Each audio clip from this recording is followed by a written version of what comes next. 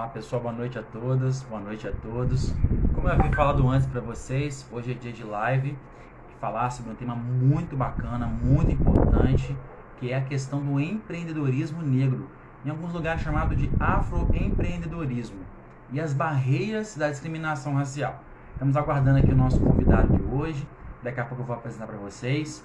Enquanto isso, eu quero aqui agradecer a todas as pessoas aí que estão acompanhando o nosso trabalho através aqui do Instagram e de outras redes. Essa semana vocês perceberam que eu fiquei um pouco mais movimentado. Boa noite, Thales Cantarino, meu grande amigo. Essa semana eu fiquei um pouco mais movimentado, mas estamos em campanha eleitoral e já comecei a fazer esse trabalho de caminhada nos bairros da cidade para a gente também ter esse contato mais aproximado com os moradores, saber os problemas das comunidades. E é muito importante esse processo agora, e ele é bem exaustivo, pessoal, porque trabalhar e ao mesmo tempo fazer campanha não é fácil.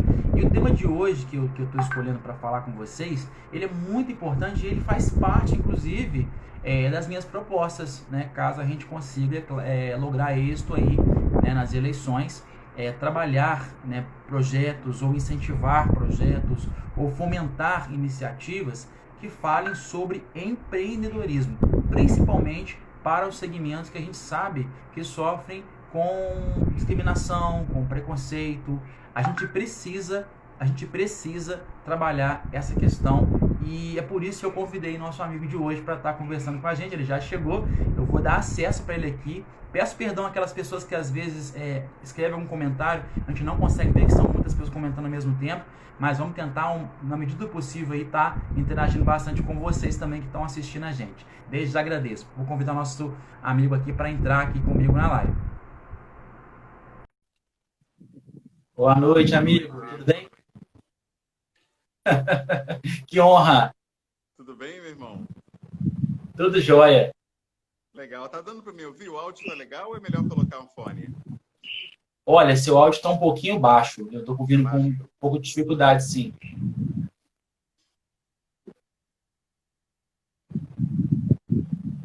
Ele está um pouquinho baixo. Pronto, botei um fone aqui para ver se melhora. Tá ótimo agora. Agora sim eu consigo te ouvir bem. Ah, perfeito. Excelente. Legal. Então, meu amigo, eu queria, antes da gente iniciar a nossa live, e aquela que a gente vai se apresentar para as pessoas que estão assistindo, tanto os seus amigos quanto os meus amigos que vão entrar, tanto agora que vão assistir depois, possam entender o porquê que nós decidimos falar desse assunto hoje, né? Sim, sim. Perfeito. Então, começa com o momento que eu estou vivendo agora. Eu sou candidato a vereador aqui na minha cidade de Juiz de Fora, e mesmo antes eu já fazia parte de projetos que lutam, né, pela questão racial, pelo combate ao racismo.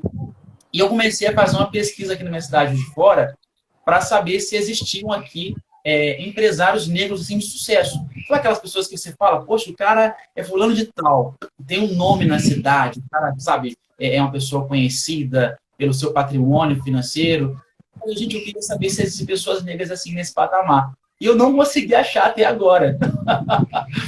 Aí eu fui no meu Facebook, lá no Negros Top Brasil, que é o perfil do projeto. Estou até usando aqui a camisa.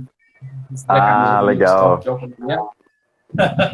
E eu perguntei lá, gente, alguém conhece alguma pessoa, né, empreendedor negro daqui de Juiz de Fora, que é a nossa cidade? E assim, ninguém respondia nada, até que do nada alguém entrou e marcou você. Aí eu falei, vamos chamar para conversar.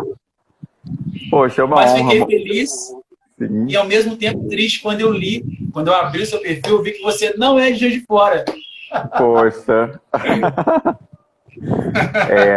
Esse cenário é muito triste, né? A gente percebe que realmente para o negro ter um destaque é muito difícil, seja qual for a área, mas ainda assim, no meu entendimento, o empreendedorismo é a saída, né, para a pessoa preta, porque no setor privado, infelizmente, o racismo estrutural é muito forte ainda. Então você não consegue ascender profissionalmente, você consegue até o acesso, mas para ascender na carreira que você escolhe é muito difícil. Então, no meu entendimento, abrir um negócio era a solução. Eu já tinha um posicionamento, no mercado de trabalho, e eu via que os meus colegas, né, brancos, eles cresciam muito mais. Eles tinham mais oportunidades. Por exemplo, no meu caso, né, eu era professor de inglês em cursos.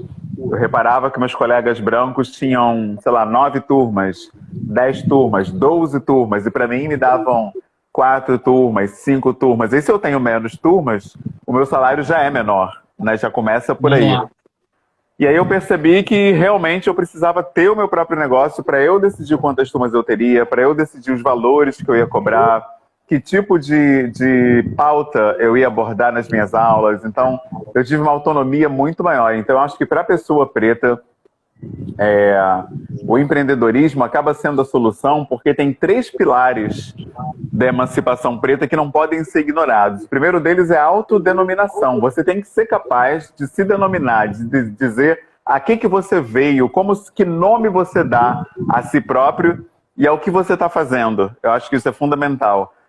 Um segundo ponto é a autodeterminação, é você determinar o que você quer para você, e não outra pessoa determinando para você. E é impossível ter isso num negócio próprio, né? Não tem um negócio que não seja próprio, né? Um negócio como uma empresa, funcionário de alguém. Você nunca vai conseguir determinar nada se você for funcionário de outra pessoa. E o último princípio, né, o terceiro pilar da emancipação preta, que é a autonomia, esse então, quer dizer, se o negócio não for seu, você não vai ter autonomia, você vai ter sempre que obedecer alguém, seguir as normas de alguém, e quando essas normas são excludentes, racistas, aí é pior ainda, você vai estar numa posição de autoagressão constante, é o que Fanon falava, né? No Pele Negra de Máscaras Brancas, ele aponta como é perigoso você viver em locais onde simbolicamente você seja inferior.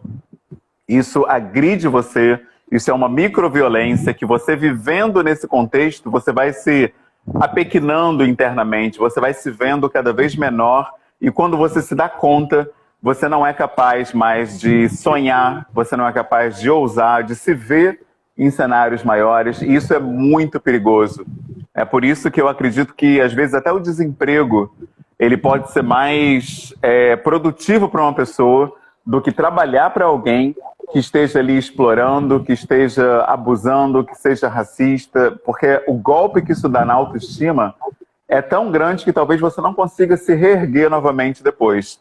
Desempregado, você pode ter, de repente, um clique, uma ideia, pode vir ali um estalo e você conseguir dar um salto que você jamais daria se você estivesse ali sob a tutela de uma empresa, de um patrão ou de alguém que seja racista e te veja de uma maneira muito pequena. Então, para mim, abrir um negócio foi uma mudança assim, diametral. Assim, eu decidi abrir um negócio, entrei de cara e eu percebi em pouco tempo até que mesmo quando eu não tinha aquele rendimento financeiro ainda, eu já tinha uma satisfação de trabalho muito maior. Eu gostava de fazer o que estava fazendo. Isso já te dá uma vida interior, né? Você já percebe uma mudança nítida quando você está fazendo uma coisa que você acredita. Com certeza, com certeza. É muito importante seu testemunho, até porque, como eu falei, eu, assim, sempre busquei falar sobre isso nas palestras que a gente dá aqui em Juiz de Fora, nas escolas que a gente foi, que até mesmo antes de lutar contra o racismo, o preconceito e a discriminação em todas as suas formas, nós, homens negros e mulheres negras, temos que lutar contra esse sentimento de inferiorização que a gente mesmo carrega. Muitas vezes por não se sentir capaz, muitas vezes por estar assim nesse contexto que você escreveu, onde nós somos limitados o tempo todo, né? Olha, o lugar do negro é naquele lugar de desemprego, de ser menos saudável, de ter menos oportunidade, de ser o mais vítima de violência. E aí encontrei você, que para mim é um achado assim, né? É como se fosse achar uma agulha, né, num palheiro, porque contraria toda essa realidade que a maioria de nós vivemos. E aí eu fui estudar um pouquinho, porque eu sempre, quando eu vou fazer alguma live, Humberto, eu tenho maneira de estudar para não chegar aqui e falar coisa que não tem nada a ver, né? E eu descobri que no Brasil, a maior parte das pessoas que empreendem hoje são pessoas negras, por N fatores. Nós vamos falar sobre isso aqui mais para frente, né? Só para o pessoal ter noção de números, eu estava lendo aqui, até fiz um vídeo antes, um vídeo chamadinha para nossa live. Empreendedores negros e empreendedoras negras movimentam hoje no Brasil cerca de 1,7 trilhão de reais por ano. Desse percentual todo, a maioria é mulher. Então, assim, mas ainda mesmo parece que é uma coisa positiva, ainda há muita dificuldade com investimento, com faturamento. Muitos não têm condições de ter um funcionário, então eles nem é um empreendedor, ele faz tudo. E isso que a gente quer falar aqui, né? Para descrever esse cenário. Mas antes até de entrar no tema, Roberto, fala um pouco mais do seu negócio agora, que você já falou que você está empreendendo. E por que você, o que de fato a sua empresa faz? Quanto tempo está nesse ramo? Fala um pouquinho para a gente aí.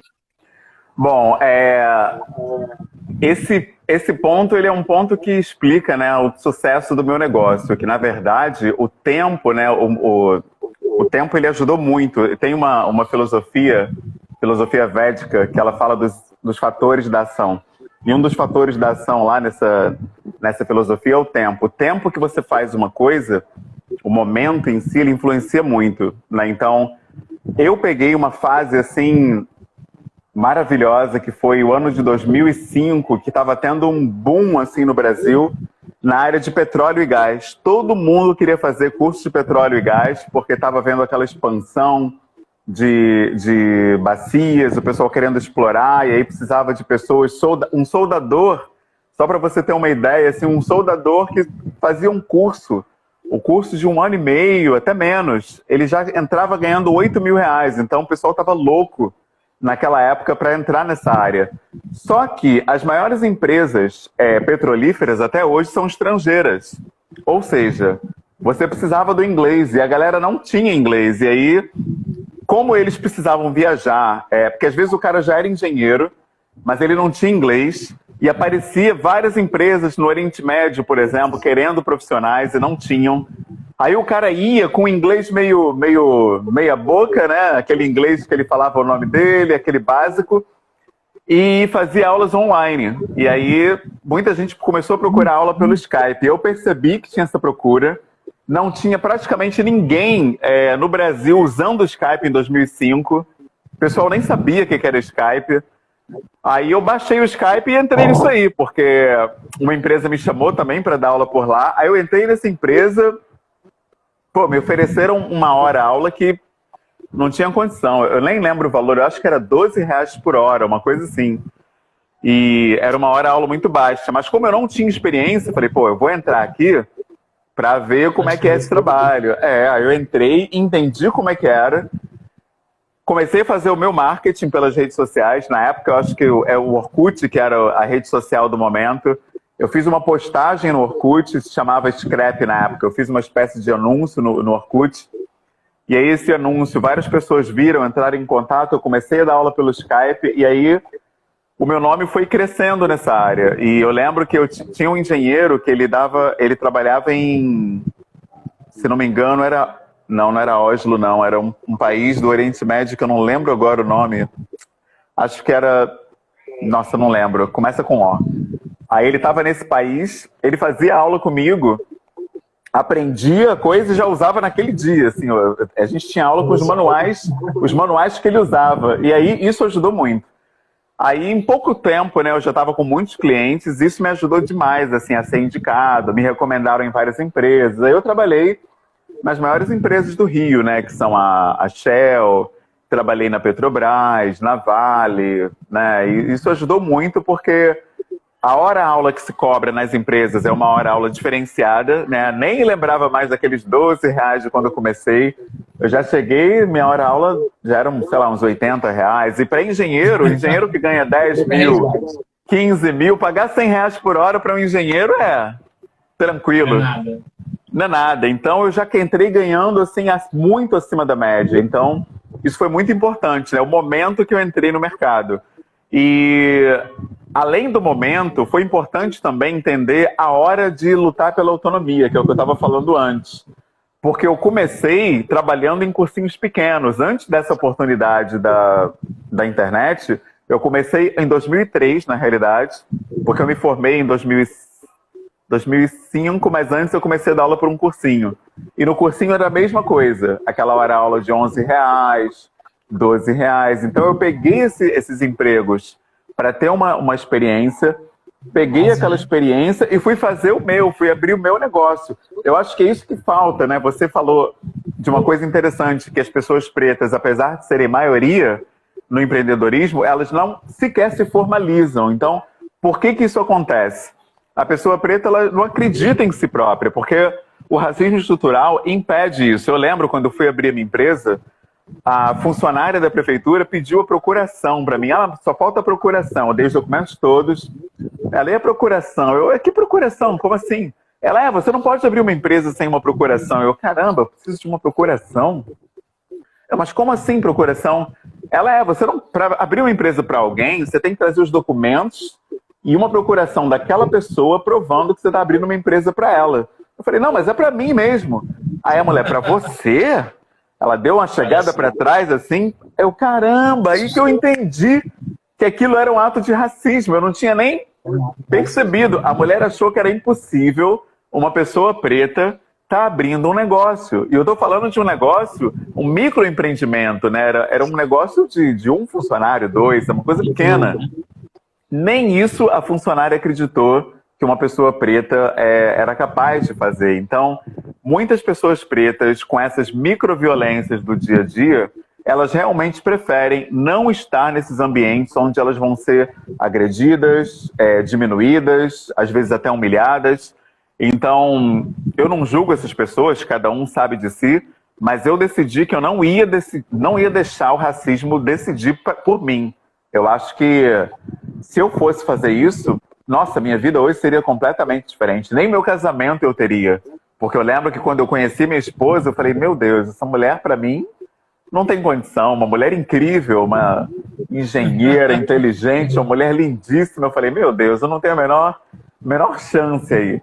Mas assim, quando a gente aprende a ousar, a lutar pelo que a gente acredita e a gente, principalmente, procura se empoderar, que eu acho que isso falta também na pessoa preta. Não existe uma educação racial no Brasil. Isso é um problema muito sério.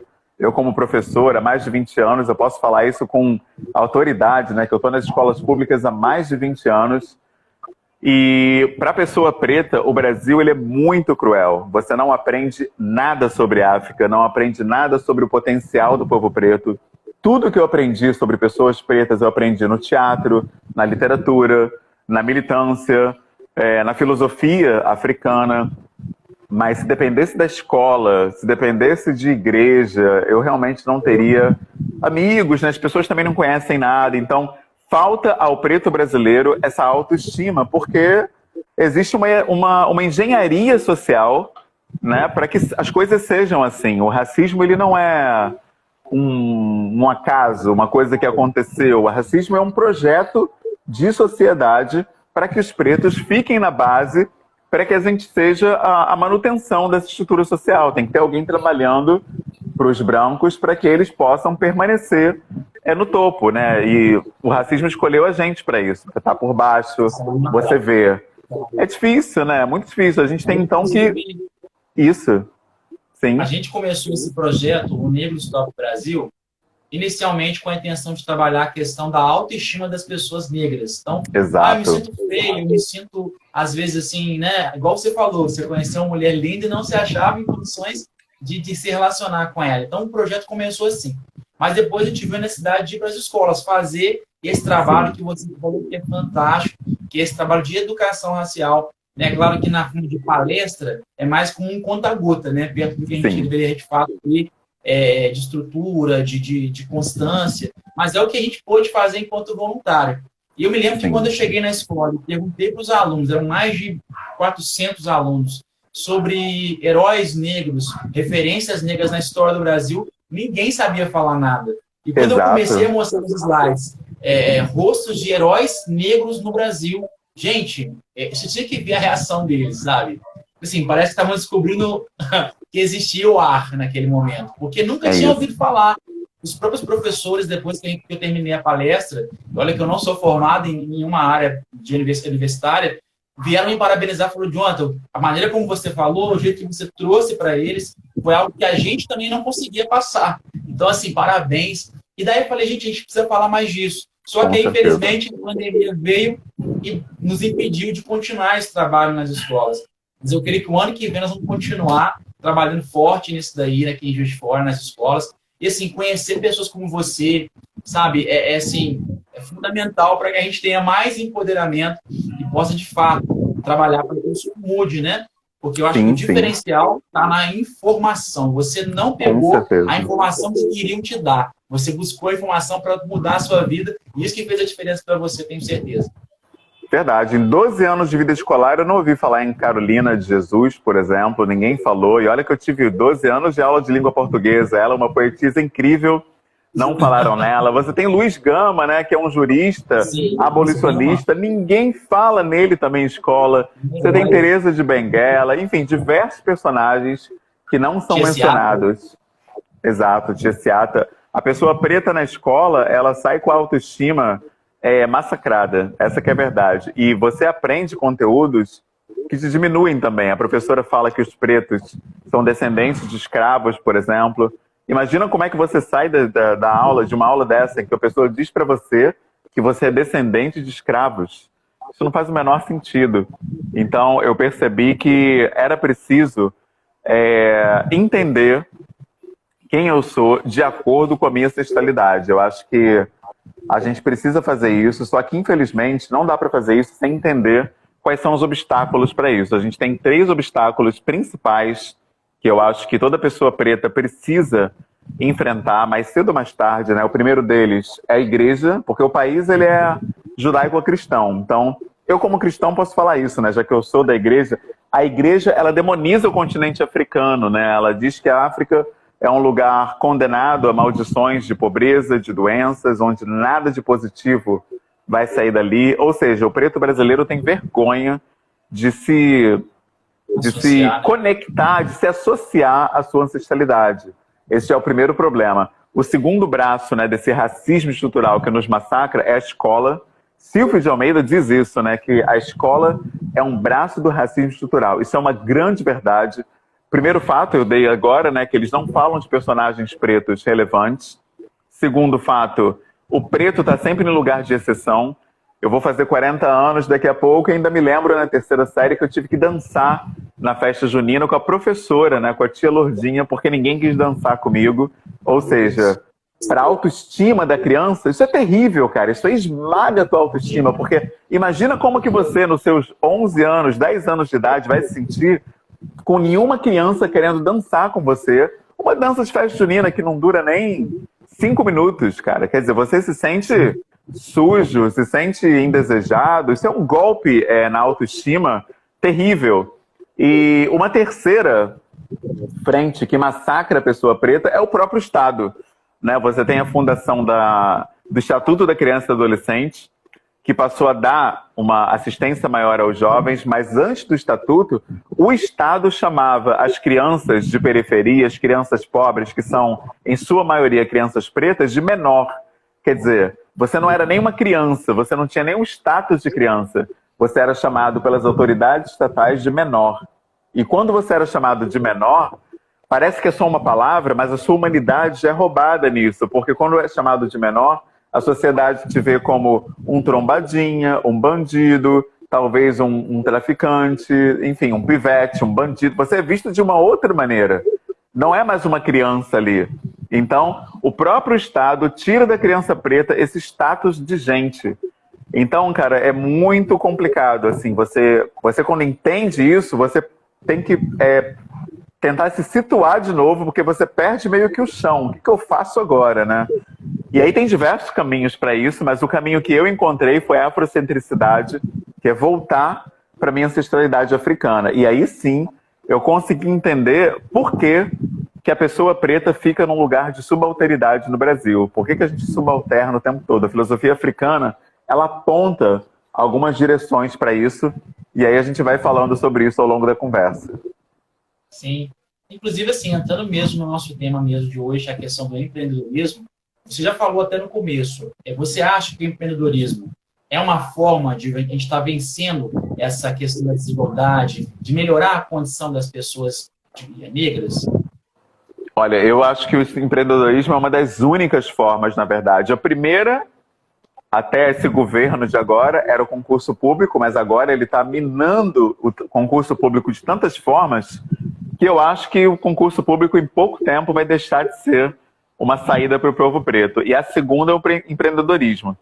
Eu procurei esses dois caminhos, então eu tenho uma matrícula pública, eu sou professor no ensino municipal e abri também um negócio. E eu abri o negócio justamente porque eu percebi que em meio à branquitude, no setor privado, eu não conseguia ascender. Existe em inglês a gente chama de glass ceiling, que é um teto de vidro que você não enxerga, mas ele te impede de ir além de um certo ponto, né? Então, por exemplo, no meu caso, eu poderia, no máximo, como professor num curso de inglês, chegar a coordenador. Mas de coordenador para cima, o preto não chega. Você não consegue ser um gerente de uma filial, você não consegue ser um diretor geral de um curso, você não consegue ser um dono de franquia. E eu já percebendo isso, eu achei melhor nem ficar batendo de frente, porque é uma estrutura que é muito maior do que eu. Então eu abri um negócio e aí sim eu pude estabelecer o meu valor, com quem eu queria trabalhar, escolher meus clientes e a coisa mudou totalmente de figura. E esse ensino, ele precisa ser consciente racialmente, né? Tem um símbolo, a gente chama esses símbolos de Adinkara, símbolos da filosofia ancestral africana, e eu gosto muito de um Adinkara chamado Sankofa, que é aquele pássaro olhando para trás.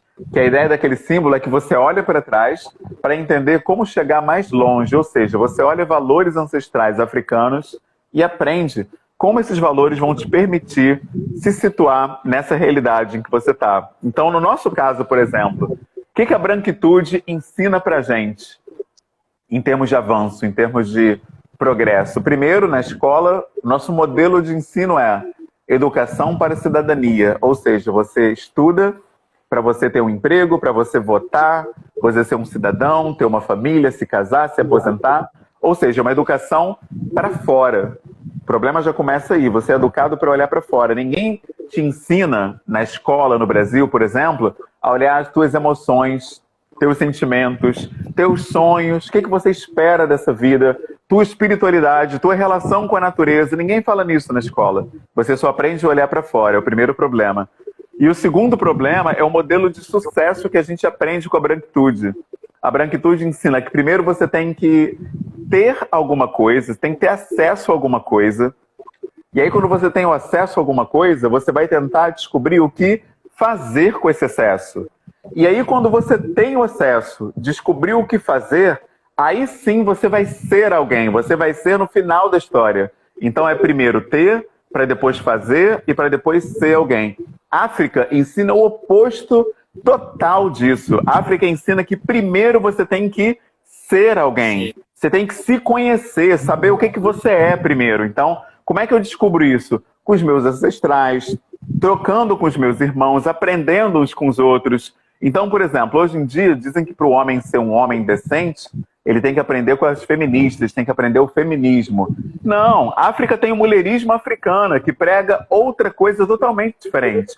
O mulherismo africano prega que homens, mulheres, todos os gêneros vão lutar juntos pela emancipação preta. É outra perspectiva. Então, estou dando só um exemplo, mas voltando para esse ponto do primeiro eu tenho que ter acesso a alguma coisa para fazer e ser alguém, a África inverte isso e diz que eu tenho que ser primeiro. Depois, aí sim, agora que eu já sou, eu vou poder fazer pelo que eu entendi que eu sou. E aí, consequentemente, por uma consequência do que eu sou, eu vou ter.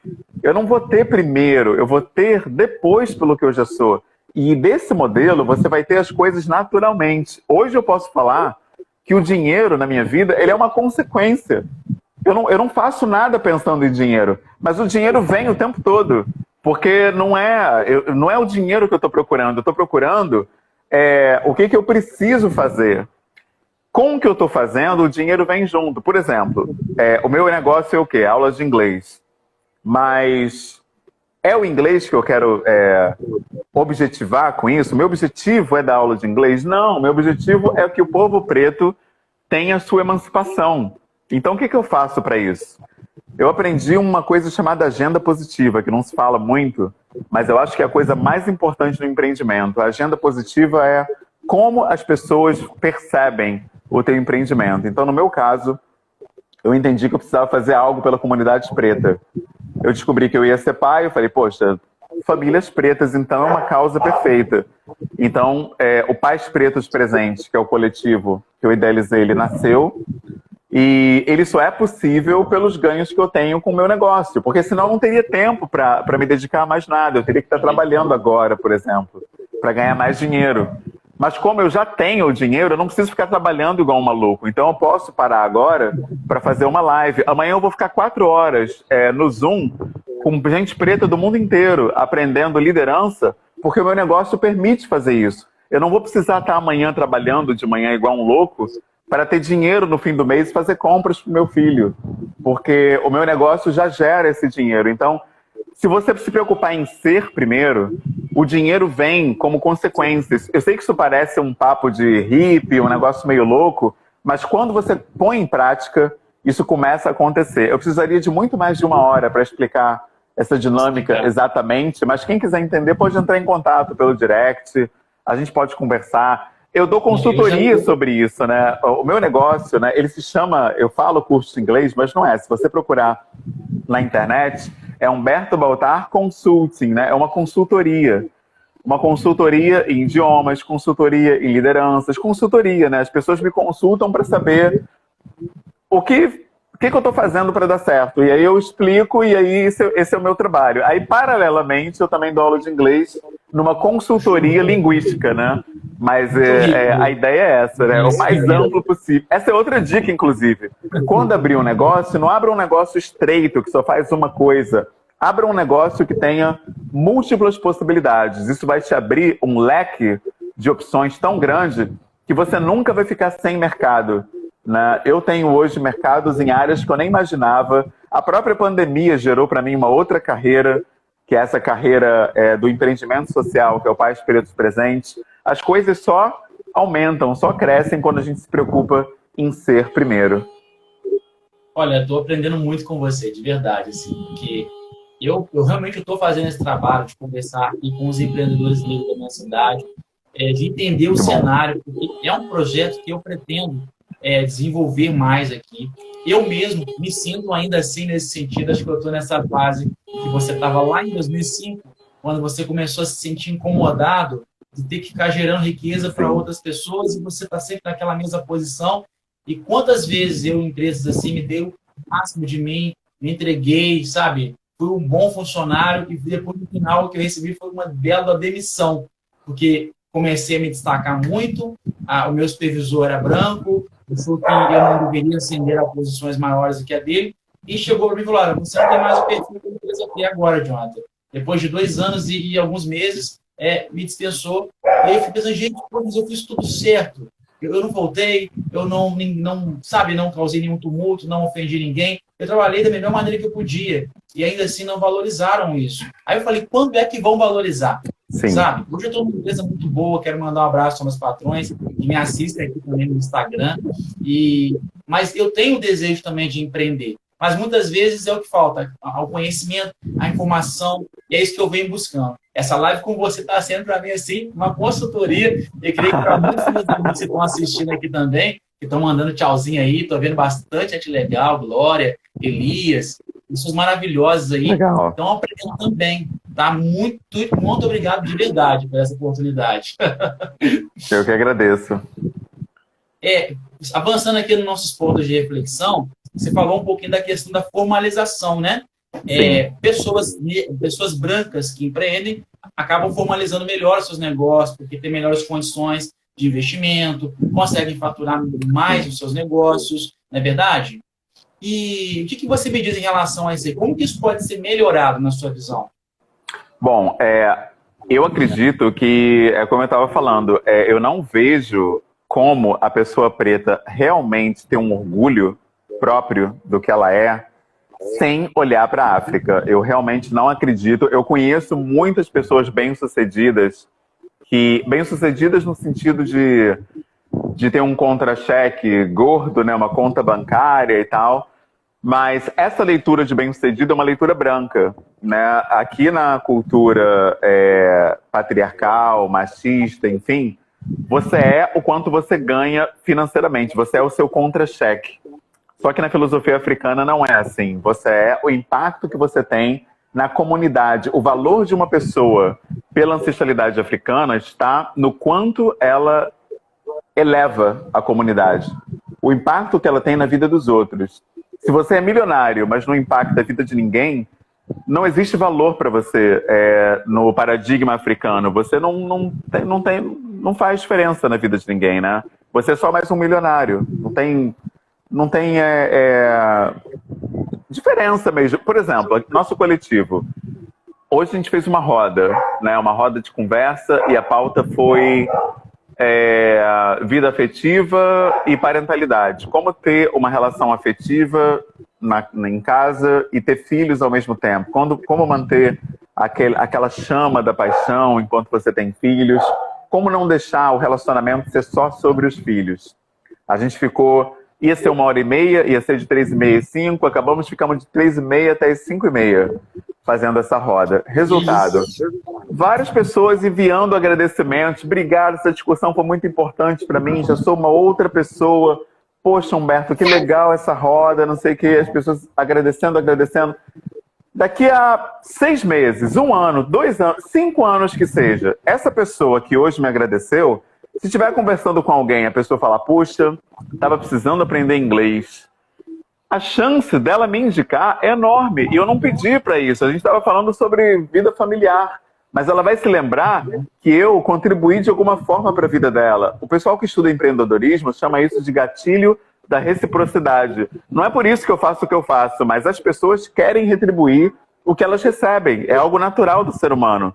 Então, se você vive para o bem coletivo, você nunca vai parar de receber benefícios das outras pessoas. Eu nunca fiquei sem recomendações de alunos, eu nunca fiquei sem alunos, nunca fiquei sem indicação, sempre tive fila de espera, né, para ter aula. Ih, que legal, olha quem chegou. Esse aqui é meu sobrinho, meu filho não, tá, gente? Esse aqui é meu sobrinho Gustavo. Ah, que legal, cara. Mas é isso, sabe? Você fazendo, sem olhar quanto que eu vou ganhar, o que eu vou ter, né? Porque a branquitude opera assim, você só faz se tiver um retorno e de preferência financeiro. Se não tiver dinheiro, nada feito. Essa roda que nós fizemos hoje, voltando a esse exemplo, foi gratuita e ela já tem um impacto enorme. Então, é isso que eu estou falando. Você parece que está perdendo tempo, mas você ganha muito através de iniciativas desse tipo. E é essa sacada que esse preto que tenta se encaixar no modelo branco não alcança. Porque ele acha que se ele não tem um retorno imediato financeiro no que está fazendo, aquilo não vale a pena. Aí ele não se doa, não se entrega. E como ele não se doa, as pessoas que estão observando aquilo estão vendo, poxa, o cara não está se entregando. Então as pessoas também não acreditam na causa, também não se entregam e a coisa não avança. É por isso que as empresas, às vezes, não vão longe, né? Os empreendimentos pretos, porque a pessoa quer ter um empreendimento preto pela ótica branca. Por isso que, na minha opinião, não tem como um preto ser verdadeiramente bem-sucedido sem olhar para a ancestralidade dele, sem olhar para a filosofia ancestral africana e sem olhar para quem ele é. Eu realmente não vejo possibilidade. Então, fico feliz de saber que a gente está no caminho certo aqui, porque a primeira atividade que a gente fez através do nosso projeto foi justamente sobre a questão da nossa ancestralidade, né? Falar sobre a nossa história e a nossa luta.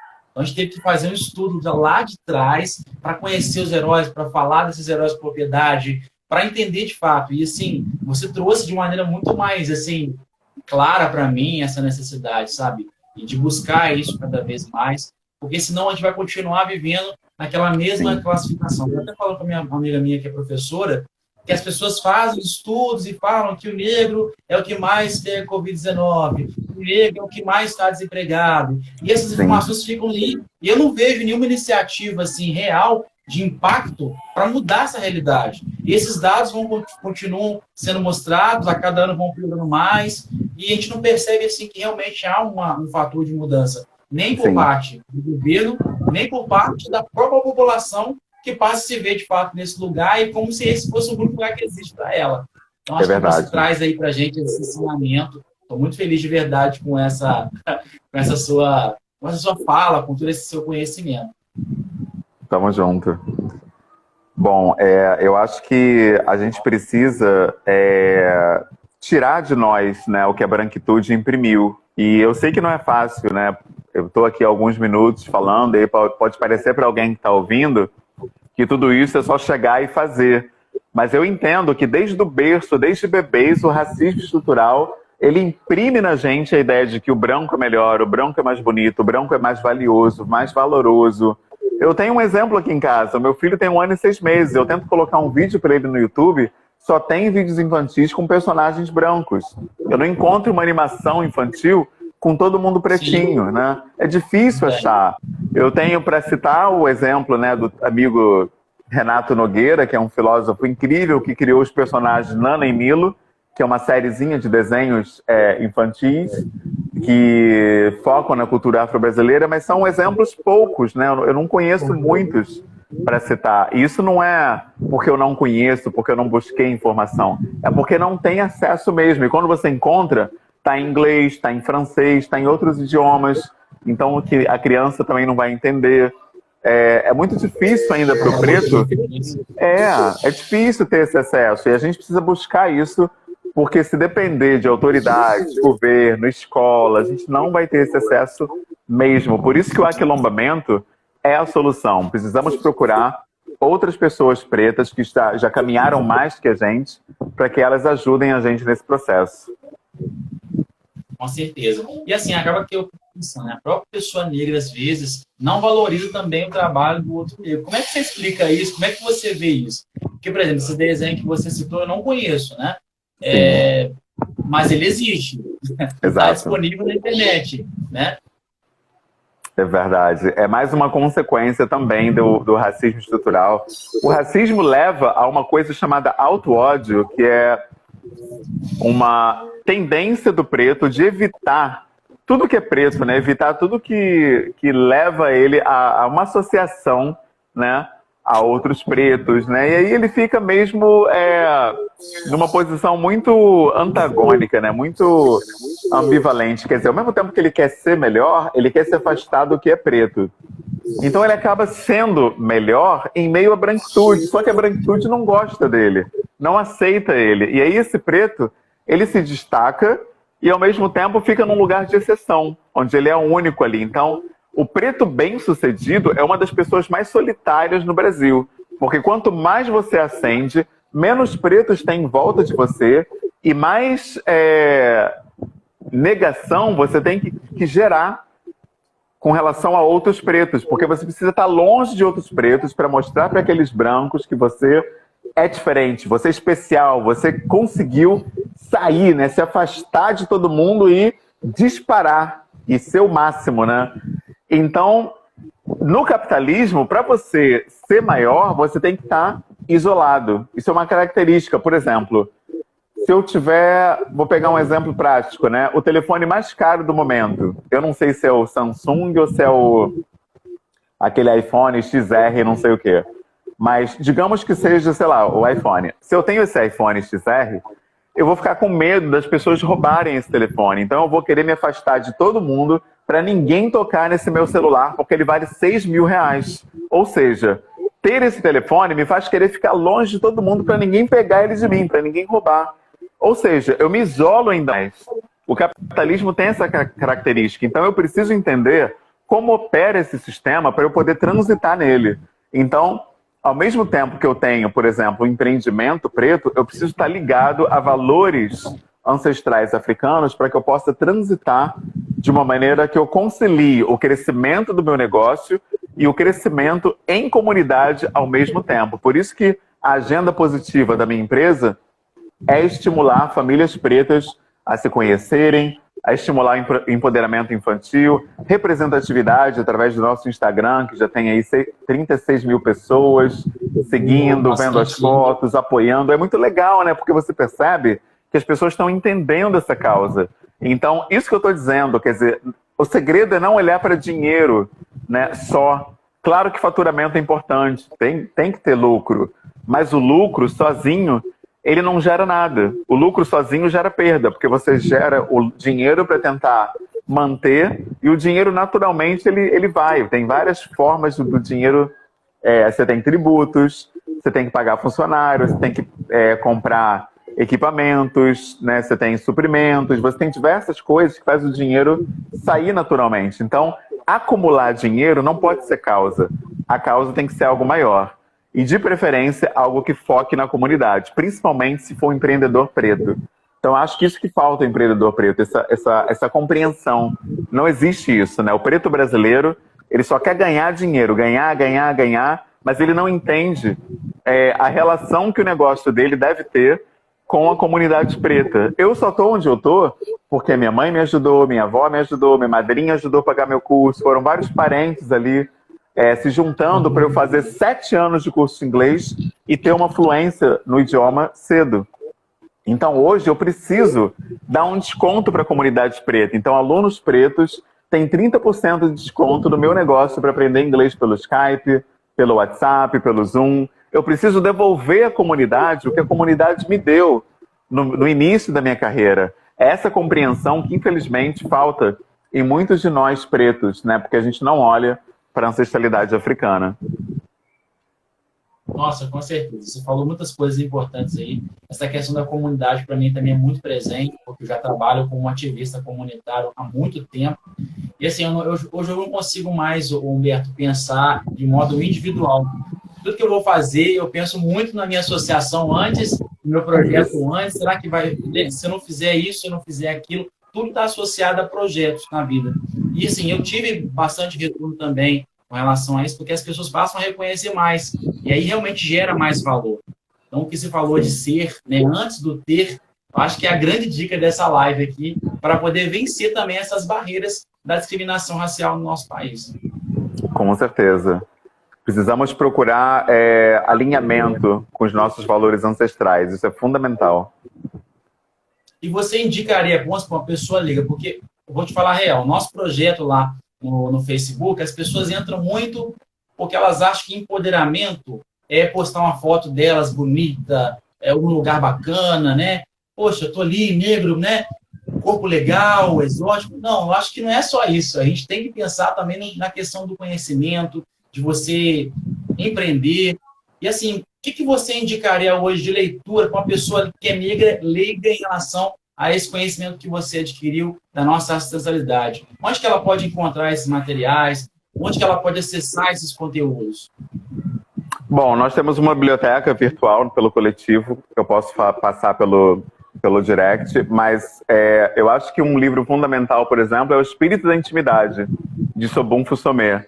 Esse livro, ele passa valores, né, da comunidade, por que é importante, né, a gente estar associado à comunidade, por que é importante ter impacto social, que eu acho que a gente não tem esse conhecimento, isso não é passado. Então, precisamos conhecer valores ancestrais africanos. Falta isso. Eu até digitei aqui, O Espírito da Intimidade é o nome do livro. Eu posso passar, né, o PDF, se alguém quiser, é só mandar um direct lá. E esse livro é muito importante. Além dele, né, eu acho que o texto Vivendo de Amor, da Bell Hooks, é importante também para a gente entender o lugar onde a gente está. Esse lugar da falta de afeto. Por que entre pretos o afeto é tão raro? Porque quando eu entendo isso, eu me curo da minha falta de autoestima. Eu entendo o porquê da autoestima ser tão baixa na pessoa negra. Porque normalmente os pretos acham que isso é um problema deles, um problema individual. E eles não entendem que é um problema estrutural e que tem as raízes na escravização do povo preto.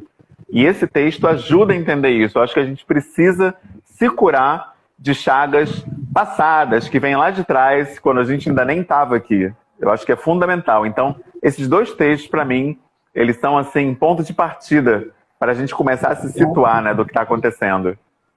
Então, recapitulando para o pessoal que está agora chegando aqui, que vai assistir depois, aí, 2 materiais, 2 conteúdos bacanas que ele citou: Espírito da Intimidade e Vivendo de Amor, não é isso? Exatamente. O Espírito da Intimidade é de Sobun Fusomé e Vivendo de Amor é da Bell Hooks. Então, quem realmente quiser entender melhor essa relação, essa ancestralidade que a gente precisa compreender, vamos desse conteúdo que eu tenho certeza que vai ajudar bastante. Principalmente para mim, que estou assim, me considero muito leigo. Eu falo aqui de fora que, apesar de ter levantado essa bandeira desse movimento, né, eu não me considero um ativista completo, porque eu também não tenho e não tive esse ensinamento com relação à nossa história, aos nossos heróis, a me sentir um homem completo. E hoje que eu estou resgatando isso em mim, através dessa busca que a gente está tendo sempre aqui, e, como eu falei, conversar com você está sendo, assim, uma aula para a gente poder aprender muito mesmo. Vou estar elogiando bastante aqui nos comentários, ó. Eu te agradeço demais, cara, por essa oportunidade, porque a gente precisa falar nisso. E eu já tenho certeza que você vai crescer muito, né, em qualquer área que você escolher nessa vida, porque existem leis que são universais. Essa é outra coisa que as pessoas não conhecem também, e a ancestralidade africana ensina. O mundo, ele não está no acaso, né? As coisas não são aleatórias. Existem leis no universo. Uma dessas leis é que se você beneficia a humanidade, você vai ter retorno, invariavelmente. Não tem como não ter. Então, impacto social é uma causa que jamais passa sem retorno, né? Você tem retorno de satisfação pessoal, você tem retorno de sentir uma pessoa plena, você tem retorno também financeiro, tem retorno espiritual. Diversas formas de retorno vão aparecer. E isso é algo da lei, né? Da lei do universo. Tem outro livro que eu esqueci de falar, que é o Kitabo, do Ney Lopes, que fala das leis espirituais da ancestralidade africana. E essas leis, elas também não se quebram, né? Elas estão aí. Ou seja, independente de você acreditar, não acreditar, saber, não saber, elas estão operando. É igual a gravidade, né? Você pula de um prédio, você vai cair. A lei da gravidade está aqui, acreditando, não acreditando, estudando gravidade, leis de Newton, não acreditando, vai agir sobre você, conhecendo ou não conhecendo. Então é melhor a gente conhecer e se beneficiar disso, né? Com certeza, com certeza. Bem, nós estamos chegando ao nosso final aqui. Eu queria que você fizesse, então, as suas considerações finais em relação a essa nossa conversa, que, na verdade, se tornou mesmo uma aula, né? Eu te confesso que eu tinha preparado aqui para a gente falar sobre os temas, acabou que ficou melhor do que a gente esperava. Estou muito feliz. Eu te agradeço, assim, te agradeço muito. Das barreiras, né? O que você tem, assim, para poder passar, né, de referência para a gente? Bom, a barreira principal, né, como eu falei várias vezes, é o racismo estrutural. E se eu fosse resumir em uma palavra, né, o melhor antídoto para lidar com essa barreira, eu acredito que é o aquilombamento, né? É preciso buscar outras pessoas pretas que já caminharam mais que a gente, conhecem mais que a gente, para que elas passem para a gente formas que elas encontraram para lidar com esse racismo estrutural. Então, em grupo, no coletivo, a gente cresce. A filosofia africana ensina isso. A filosofia Ubuntu afirma: eu sou porque nós somos. Ou seja, eu aprendo através do outro, eu aprendo pelo que é compartilhado. E é dito também que é preciso uma aldeia inteira para educar uma criança. Ou seja, são os valores compartilhados que fazem nós sermos o que nós somos. Quando eu compartilho, eu aprendo de novo. E isso é um fato científico. Quando você ensina uma coisa, você verdadeiramente aprende. Você aprende mais ensinando do que ouvindo, do que lendo e do que vendo. Muito bom, gente, muito bom. Eu quero te agradecer mais uma vez, eu quero te chamar você outras vezes, inclusive se tiver oportunidade, a gente conseguindo, né, completar aí a nossa jornada, trazer você aqui na minha cidade, Juiz de Fora, para você vai ser uma honra. Nos dar mais algumas aulas. Com certeza. Porque aqui a gente tem uma pessoa bacana que está empreendendo, que quer vencer, muitos jovens, né? Já estão abrindo o seu negócio. Eu vejo muito aqui na cidade a galera abrindo barbearia, sabe? Querendo empreender. Eu conversei com um rapaz hoje aqui da minha comunidade que quer abrir um restaurante. Que legal. Aí rola aquele medo, será que vai dar certo? Será que não vai? Eu falei, olha, você tem que fazer para você ler, mas assim, buscando as informações. A gente tem o Sebrae, né? Que é uma instituição que orienta quem quer abrir esse negócio. Então, assim, vamos por informação. E falei, assiste a live de hoje que você vai gostar. Eu não sei se ele está aqui, que eu não consigo ver ele aqui. Mas quem sabe, né? A gente pode estar trazendo você aqui para fazer esse trabalho. Tenho certeza que vai ser incrível como foi aqui essa live. Vai ser uma honra, irmão. Contem comigo. Vai ser um privilégio estar aí com vocês. Então, ficamos por aqui. Um forte abraço.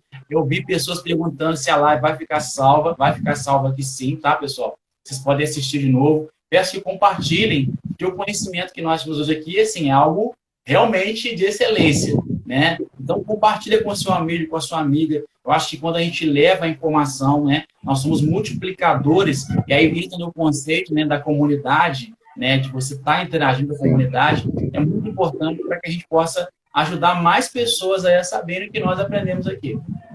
Com certeza. Tamo junto, irmão. Humberto, um forte abraço, meu querido. Boa noite. Abração. Boa noite.